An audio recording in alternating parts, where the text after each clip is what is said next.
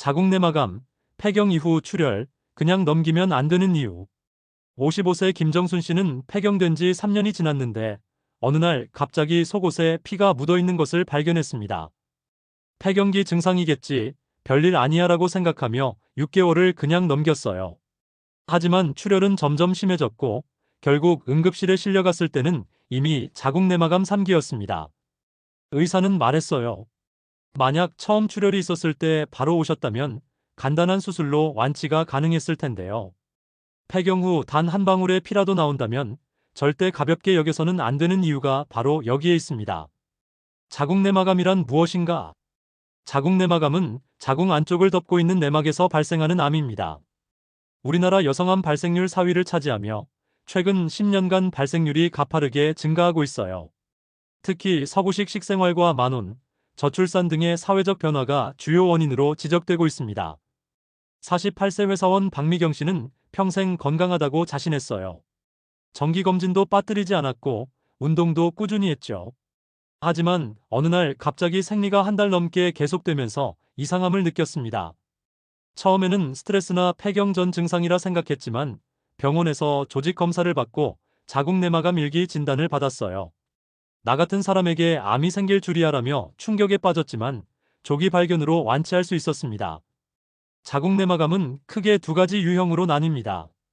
1형은 에스트로겐 의존성 암으로 전체의 80-90%를 차지하며 비교적 예후가 좋아요. 2형은 에스트로겐과 관련이 없고 더 공격적인 특성을 보입니다. 가장 무서운 점은 초기에는 거의 증상이 없다는 것이에요. 많은 여성들이 그냥 생리불순이겠지라고 넘기다가 진단이 늦어지는 경우가 많습니다.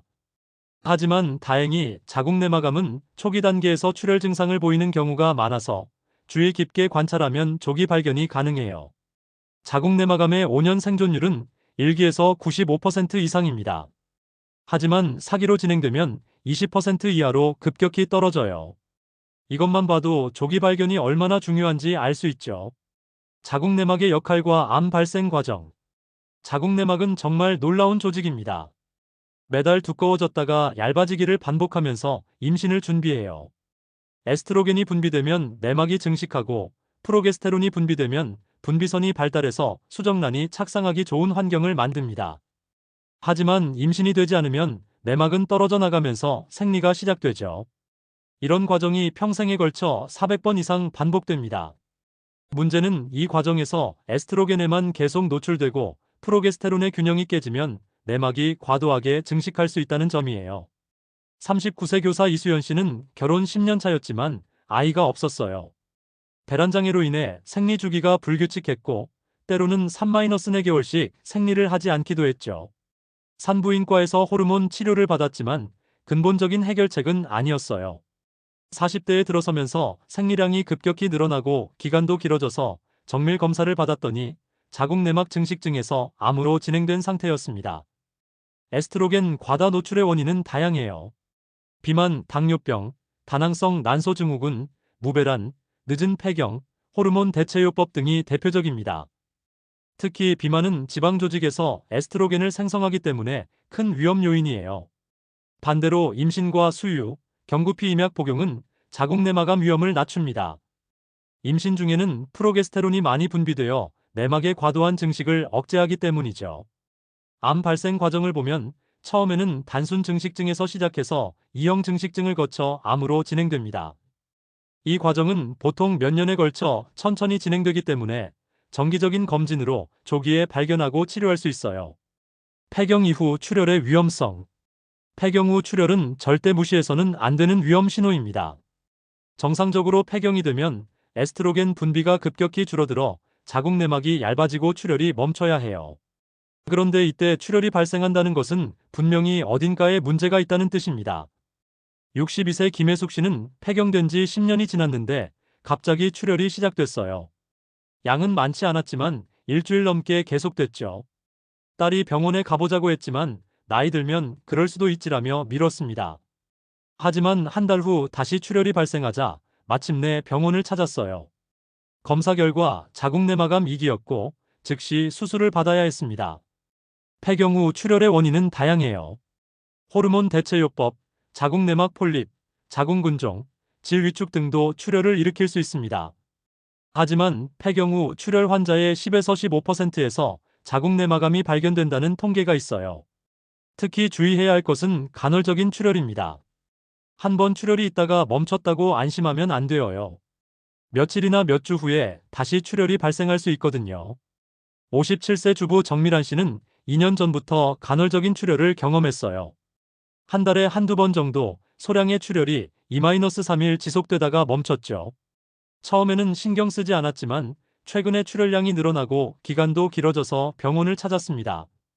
왜 이렇게 늦게 오셨나요? 처음 출혈이 있을 때 바로 오셨으면 좋았을 텐데라는 의사의 말에 후회가 밀려왔어요. 폐경 후 출혈은 양이 적어도 반드시 검사를 받아야 합니다. 한 방울의 피라도 나온다면 그냥 넘겨서는 안 돼요. 특히 출혈과 함께 골반 통증이나 복부 팽만감이 있다면 더욱 서둘러 병원을 찾아야 합니다. 비정상 출혈과 통증의 신호. 자궁내막암의 가장 흔한 증상은 비정상 자궁출혈입니다. 하지만 비정상이라는 게 정확히 무엇인지 모르는 여성들이 많아요. 생리주기, 기간, 양의 변화를 모두 포함합니다. 43세 간호사 박순희 씨는 평소 28일 주기로 규칙적이던 생리가 갑자기 불규칙해지기 시작했어요. 어떤 달은 3주 만에 오고 어떤 달은 6주 만에 왔죠. 양도 이전보다 훨씬 많아져서 밤에도 패드를 자주 갈아야 했어요. 직업상 호르몬 변화에 대해 알고 있었지만 바쁜 업무에 치여 6개월을 미뤘습니다. 결국 검사를 받았을 때는 자궁내막암 1기 후반이었어요. 생리량의 급격한 증가도 주의해야 할 신호입니다. 패드를 시간마다 갈아야 하거나 큰 덩어리가 나오거나 밤에 잠을 깨울 정도로 출혈이 많다면 반드시 검사를 받아야 해요. 생리기간의 연장도 중요한 신호입니다. 평소 5일이던 생리가 10일 이상 지속되거나 생리가 끝난 줄 알았는데 며칠 후 다시 시작되는 경우도 있어요. 41세 회계사 김영미 씨는 생리가 한 달 넘게 계속됐어요. 처음 2주는 평소와 비슷했지만 그 후로도 계속 소량의 출혈이 이어졌죠. 병원에 가니 의사가 왜 이렇게 오래 미루셨어요? 생리가 일주일 이상 지속되면 바로 와야 합니다라고 했어요. 다행히 초기 단계여서 호르몬 치료로 호전될 수 있었습니다. 골반 통증도 놓치면 안 되는 증상입니다. 생리통과는 다른 지속적이고 둔한 통증이 특징이에요. 허리까지 아픈 경우도 있고 성관계 시 통증이 생기기도 합니다. 46세 교사 이정희 씨는 6개월 전부터 골반 부위에 묵직한 통증을 느꼈어요. 처음에는 디스크 때문인 줄 알고 정형외과를 다녔지만 별다른 이상이 없었죠. 통증이 점점 심해져서 산부인과를 찾았더니 자궁내막암이 발견되었습니다. 암이 자궁근층을 침범하면서 통증이 생긴 것이었어요. 복부 팽만감이나 소화불량 증상도 나타날 수 있어요. 특히 진행된 경우에는 복강내로 전이되면서 복수가 차거나 장을 압박할 수 있습니다. 생리주기 변화와 암의 연관성. 정상적인 생리주기는 20일에서 35일 간격으로 2에서 7일간 지속됩니다. 하지만 자궁내막암이 발생하면 이런 패턴의 변화가 생겨요. 특히 40대 이후 여성에서 갑작스러운 생리주기 변화가 있다면 주의 깊게 관찰해야 합니다. 38세 디자이너 최은영 씨는 20대부터 28일 주기로 매우 규칙적인 생리를 했어요. 그런데 최근 1년간 주기가 점점 짧아져서 20일, 심지어는 15일 간격으로 생리를 하게 되었죠. 양도 이전보다 훨씬 많아졌어요. 처음에는 스트레스나 나이 때문이라 생각했지만 검사 결과 자궁내막 과증식이 발견되었고 추가 검사에서 초기 암세포가 확인되었습니다. 반대로 생리 주기가 급격히 길어지는 것도 위험 신호예요. 평소 28일 주기였던 생리가 갑자기 50-60일 간격으로 늘어나거나 몇 달씩 생리를 하지 않다가 갑자기 대량 출혈이 있는 경우도 있습니다. 44세 약사 박미선 씨는 3개월 동안 생리를 하지 않았어요. 폐경이 시작된 줄 알고 별로 신경 쓰지 않았는데 4개월째 되던 날 갑자기 대량 출혈이 시작됐습니다. 응급실에 실려갈 정도로 출혈이 심했어요. 검사 결과 자궁내막이 과도하게 두꺼워져 있었고 조직 검사에서 암세포가 발견되었습니다. 생리량의 변화도 중요한 지표입니다. 갑자기 생리량이 2배 이상 늘어나거나 반대로 현저히 줄어드는 것도 이상 신호예요. 특히 큰 덩어리가 나오거나 색깔이 검붉게 변하는 것도 주의해야 합니다. 42세 주부 김소연 씨는 평소 생리량이 보통이었는데 갑자기 탐폰을 1시간마다 갈아야 할 정도로 출혈이 심해졌어요. 밤에도 2시간마다 깨서 패드를 갈아야 했죠. 더 심각한 것은 계란 크기만한 덩어리들이 계속 나온다는 것이었어요. 병원에서 응급 소파 수술을 받고 조직 검사를 했더니 자궁 내막암이었습니다. 생리 전후 출혈도 주의해야 할 증상입니다. 생리 시작 전이나 끝난 후에 지속적으로 소량의 출혈이 있다면 반드시 검사를 받아야 해요. 체중 증가와 호르몬 변화. 비만은 자궁 내막암의 가장 중요한 위험 요인 중 하나입니다. 체중이 정상보다 20kg 이상 많으면 자궁 내막암 위험이 3-5배 증가해요. 특히 복부 비만은 더욱 위험합니다. 49세 사무직 직장인 이경희 씨는 40대에 들어서면서 체중이 급격히 증가했어요.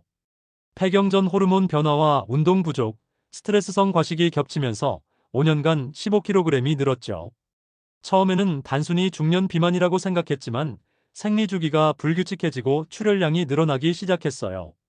검사 결과 자궁 내막암 1기 진단을 받았습니다. 비만이 위험한 이유는 지방 조직에서 에스트로겐을 생성하기 때문이에요.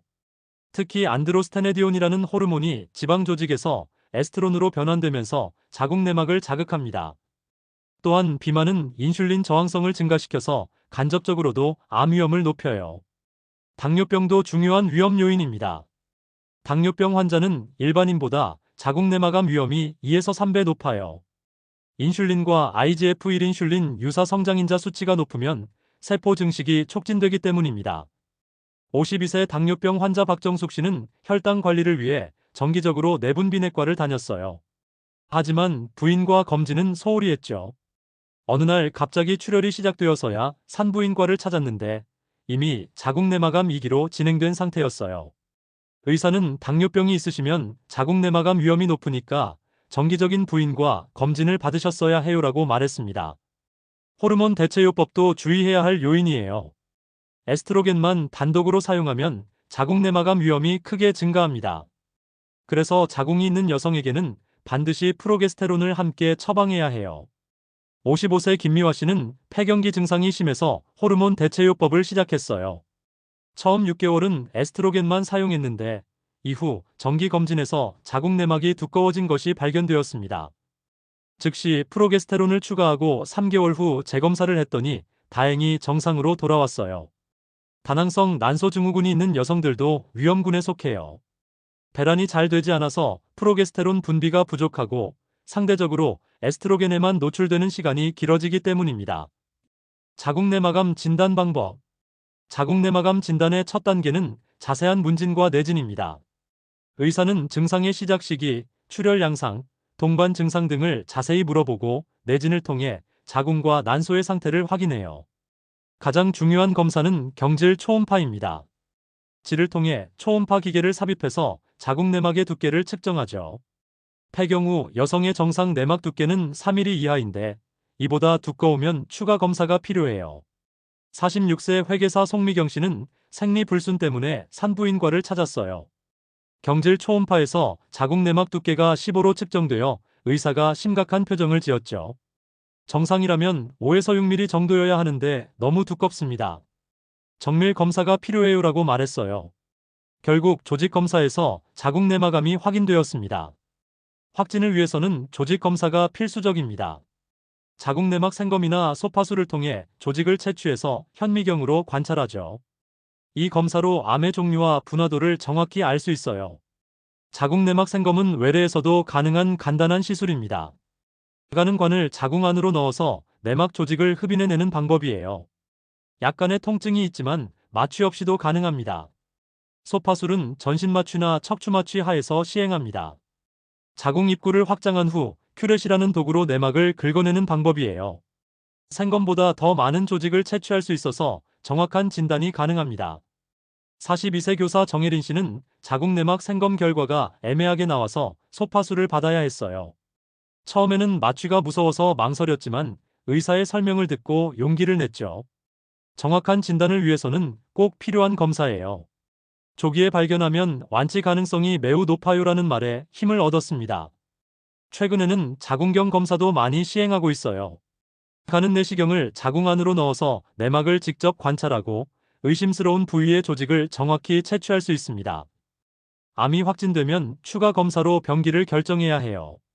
CT나 MRI를 통해 암의 침범 범위와 림프절 전이 여부를 확인하고 PET-CT로 원격 전이를 확인하기도 합니다. 가족력과 위험 요인. 자궁 내막암의 5에서 10%는 유전적 요인과 관련이 있습니다. 특히 린치 증후군이라는 유전 질환이 있으면 자궁 내막암 위험이 40에서 60%까지 높아져요. 이 증후군은 대장암과도 밀접한 관련이 있어서 유전성 비용종성 대장암이라고도 불립니다. 32세 회사원 김수진 씨는 아버지가 50세의 대장암, 고모가 45세의 자궁 내막암 진단을 받았어요. 유전 상담을 받고 린치 증후군 유전자 검사를 시행했더니 MSH 유전자의 변이가 발견되었습니다. 의사는 30세부터 매년 자궁 내막 검사를 받고 출산을 마친 후에는 예방적 자궁 절제술도 고려해야 해요라고 말했어요. 가족력이 있는 여성들은 일반인보다 2에서 3배 높은 위험을 가집니다. 어머니나 자매 중에 자궁 내막암, 난소암, 유방암, 대장암 환자가 있다면 더욱 주의해야 해요. 연령도 중요한 위험 요인입니다. 자궁 내막암의 75%는 50세 이후에 발생하며 평균 진단 연령은 63세예요. 하지만 최근에는 젊은 여성에서도 발생률이 증가하고 있어 주의가 필요합니다. 무월경도 위험 요인 중 하나예요. 임신 경험이 없거나 적으면 평생 배란 횟수가 많아져서 에스트로겐 노출 기간이 길어집니다. 또한 늦은 초경이나 이른 폐경은 오히려 보호 요인이에요. 호르몬 관련 약물 복용 기간도 영향을 줍니다. 타모시펜이라는 유방암 치료제를 5년 이상 복용하면 자궁 내막암 위험이 2에서 3배 증가해요. 반면 경구피임약은 위험을 50% 정도 감소시킵니다. 51세 유방암 생존자 박영순 씨는 5년간 타모시펜을 복용했어요. 종양내과 의사로부터 자궁 내막암 위험이 있다는 설명을 들었지만 유방암 재발 방지가 더 중요하다고 생각했죠. 다행히 6개월마다 정기적인 부인과 검진을 받아서 초기에 자궁 내막 과증식을 발견하고 치료할 수 있었습니다. 방사선 치료 경험도 위험 요인이에요. 어릴 때 복부나 골반 부위에 방사선 치료를 받은 적이 있다면 성인이 되어 자궁 내막암 위험이 높아집니다. 치료법과 수술적 치료. 자궁 내막암의 가장 기본적인 치료는 수술입니다. 표준 수술은 자궁과 양쪽 난소, 나팔관을 모두 제거하는 것이에요. 병기에 따라 림프절 절제나 대망 절제도 함께 시행할 수 있습니다. 45세 교사 이미순 씨는 자궁 내막암 1기 진단을 받고 복강경 수술을 받았어요. 개복 수술에 비해 흉터도 작고 회복도 빨랐죠. 수술 후 2주 만에 직장에 복귀할 수 있었습니다. 처음에는 자궁을 제거한다는 게 무섭고 슬펐지만 완치될 수 있다는 희망이 더 컸어요라고 말했습니다. 최근에는 로봇 수술도 많이 시행되고 있어요. 3D 영상으로 더 정밀한 수술이 가능하고 의사의 손떨림도 보정해줘서 안전성이 높아졌습니다. 젊은 여성에서 초기 암이 발견된 경우에는 가입력 보존 치료도 고려할 수 있어요. 고용량 프로게스테론을 사용해서 암을 치료하는 방법입니다. 33세 신혼부부 최지연 씨는 결혼 6개월 후 자궁 내막암 1기 진단을 받았어요. 아직 아이를 갖지 못한 상황이어서 절망에 빠졌지만 의사가 호르몬 치료 방법을 제안했죠. 6개월간 프로게스테론 치료를 받고 3개월마다 검사해서 호전되면 임신을 시도할 수 있어요라고 설명했습니다. 다행히 치료가 성공적이어서 1년 후 건강한 아기를 출산할 수 있었어요. 수술 후에는 병리 결과에 따라 추가 치료가 필요할 수 있습니다. 고위험군에서는 방사선 치료나 항암화학요법을 시행해요. 방사선 치료는 수술 부위나 골반 부위에 방사선을 조사하는 치료입니다. 재발 위험을 줄이는 효과가 있지만 장 유착이나 방광 손상 등의 부작용도 있어요. 항암화학요법은 주로 진행된 암이나 재발한 경우에 사용합니다. 카보플라틴과 파클리탁셀의 조합이 표준 치료예요. 최근에는 면역치료제도 사용되고 있습니다. 58세 김순덕 씨는 자궁 내막암 3기로 진단받고 광범위한 수술을 받았어요. 수술 후 방사선 치료와 항암화학요법을 모두 받아야 했죠. 치료 과정이 힘들었지만 가족들의 응원과 의료진의 노력 덕분에 잘 견딜 수 있었어요. 지금은 5년이 지나서 완전 관해 상태입니다라고 말했습니다. 재발한 경우에도 치료 옵션이 있어요. 호르몬 치료, 표적 치료, 면역 치료 등을 상황에 맞게 선택할 수 있습니다. 특히 mTOR 억제제나 CDK46 억제제 같은 새로운 약물들이 개발되고 있어요. 정기 검진과 조기 발견 중요성. 자궁 내막암은 조기 발견 시 5년 생존율이 95% 이상입니다. 하지만 진행된 상태에서 발견하면 생존율이 급격히 떨어져요. 그래서 정기적인 검진과 조기 발견이 무엇보다 중요합니다. 일반 여성들은 연 1회 부인과 검진을 받는 것이 좋아요. 특히 40세 이후에는 자궁 내막 두께를 확인하는 경질 초음파를 포함해야 합니다. 48세 주부 안미경 씨는 매년 빠뜨리지 않고 건강검진을 받았어요. 작년 검진에서는 정상이었는데 올해 검진에서 자궁 내막이 조금 두꺼워진 것이 발견되었죠. 추가 검사 결과 초기 자궁 내막암이었지만 1년 전과 비교해서 조기에 발견할 수 있었어요. 정기검진의 중요성을 절실히 느꼈어요라고 말했습니다. 위험 요인이 있는 여성들은 더 자주 검사를 받아야 해요. 비만, 당뇨병, 다낭성 난소 증후군이 있거나 가족력이 있다면 6개월마다 검진을 받는 것이 좋습니다. 린치 증후군이 있는 여성은 30에서 35세부터 매년 자궁 내막 생검을 받아야 해요. 또한 출산을 완료한 후에는 예방적 자궁 및 난소 절제술도 고려해야 합니다. 35세 간호사 김하늘 씨는 린치 증후군 보인자로 확인되어 매년 정기 검사를 받고 있어요. 처음에는 무서웠지만 정기적인 관리를 받으니까 오히려 안심이 되어요. 만약 문제가 생겨도 조기에 발견할 수 있으니까요 라고 말했습니다. 증상이 있을 때는 정기검진을 기다리지 말고 즉시 병원을 찾아야 해요. 특히 폐경 후 출혈, 비정상적인 생리 변화, 지속적인 골반 통증 등이 있다면 서둘러야 합니다. 52세 교사 박현숙 씨는 6개월 후 정기검진 예정이었지만 갑작스러운 출혈 때문에 바로 병원을 찾았어요. 정기검진까지 기다릴까 했지만 폐경 후 출혈은 위험하다는 말을 들어서 바로 왔어요 라고 말했습니다.